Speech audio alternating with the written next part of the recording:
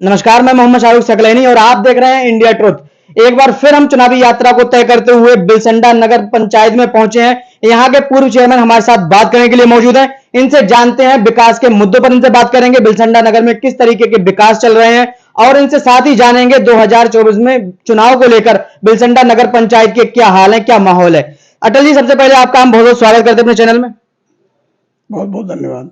अटल जी, एक बात बता दीजिए कि 2024 के चुनाव को लेकर बिलसंडा नगर पंचायत में किस तरीके का माहौल देखने को मिल रहा है, जबकि आप यहाँ के नगर के पूर्व चेयरमैन भी हैं। क्या कहते हैं, क्या माहौल है 2024 को लेकर? 2024 के चुनाव में का जो चल रहा है, इसमें संभवतः बीजेपी ही भारी पड़ेगी। लगता है कि बीजेपी दोबारा सत्ता में आएगी? हाँ, जब भारी पड़ेगी तो आना स्वाभाविक है। कांग्रेस की बात की जाए तो अभी देखा गया कुछ दिन पहले कि राहुल गांधी कुलियों का बोझ अपने सर पर लेकर चल रहे थे। क्या लगता है, ये राहुल गांधी और कांग्रेस की एक रणनीति है चुनाव को जीतने की, या फिर वाकई राहुल गांधी गरीबों के मसीहा बनकर उभरे हैं? देखिए, हर पार्टी चुनाव में अपने तरीके से प्रचार प्रसार करती है। इसमें कोई तंज करना या करना ठीक नहीं होगा, लेकिन कुल मिला के हम ये कह सकते हैं कि चुनावी माहौल बीजेपी के पक्ष में है। अटल जी, हमारे सवालों में थोड़ा सा तीखापन रहता है। आपसे एक तीखा और सीधा सवाल करते हैं कि पिछले चुनाव में नगर पंचायत के जो चुनाव हुए थे तो भारतीय जनता पार्टी ने आपको टिकट नहीं दिया था। क्या लगता है, इस बार आप भारतीय जनता पार्टी के साथ कांधे से कांधा मिलाकर सपोर्ट करेंगे या फिर इंडिया गठबंधन के साथ जाएंगे? ये अभी ऐसा है, टिकट हमें नहीं दिया, लेकिन फिर भी अभी हमने जो है बीजेपी के साथ ही हूँ। इनका विरोध भी नहीं करा मैंने, और ना कोई ऐसी संभावना है कि मैं इनका विरोध करूंगा। अटल जी, एक बात और बताएं, बिलसंडा नगर पंचायत के अगर विकास के मुद्दों पर बात की जाए तो पिछले मोदी जी के 9 सालों में बिलसंडा नगर पंचायत का किस तरीके का विकास रहा था और अब आप विकास को कैसे देखते हैं? विकास लोकल स्तर पे, स्थानीय निकाय स्तर पे लोकल नेताओं के भागदौड़, उनकी मेहनत पर ही निर्भर होता है। सभी सरकारें ये चाहती हैं कि विकास हो, लेकिन उसका हम कितना फायदा ले पाते हैं, ये लोकल जो देखता है बॉडी, उस पर निर्भर करता है।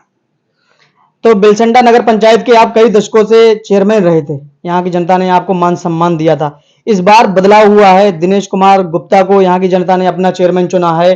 क्या लगता है, क्या खामियां रही, क्या कमियां रही थी कि जनता ने आपको स्वीकार नहीं किया इस बार? कोई बदलाव की स्थिति नहीं थी।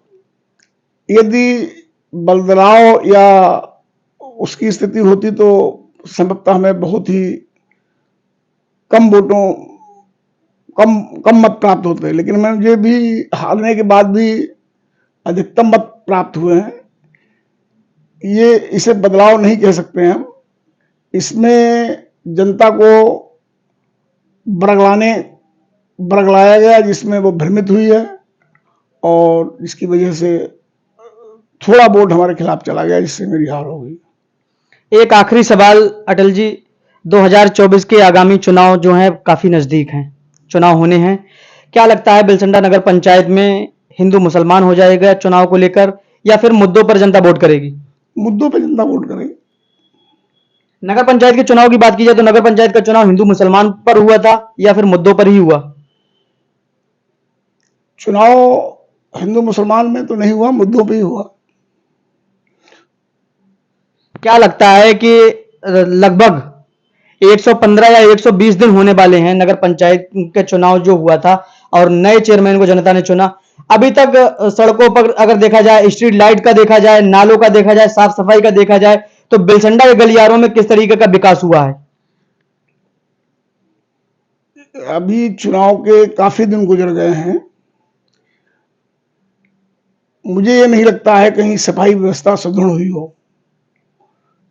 जो सफाई व्यवस्थाएं चल रही थी उससे भी बदतर स्थिति हो गई है। दीनदयाल उपाध्याय योजना के अंतर्गत जो स्ट्रीट लाइटें लगाई गई थी, वो लगभग 35 से 40 लाइटें एक महीना के अधिकतम अंतराल से बंद हुई हैं। सारी लाइटें कंपनी की लगाई गई थी, हैवेल्स सूर्या कंपनी की थी, जो वारंटी के अंतर्गत आती हैं। अभी तक ये तोहमत नहीं उठाई गई है, वारंटी के अंतर्गत उनको सही कराया जाए। और करीब अधिकतम लाइटें बंद पड़ी हैं, ना नगर पंचायत के पास लिफ्ट है जिससे वो उतार सके लिफ्ट, और न कोई संसाधन अभी तक मुहैया करा पाया जो लाइटें सही करा पाए। यानी जो विकास हुआ था उसे संभाल के नहीं रख पा रहे हैं ये, और ये जनता भी देख रही है, लाइट की व्यवस्था बहुत खराब है।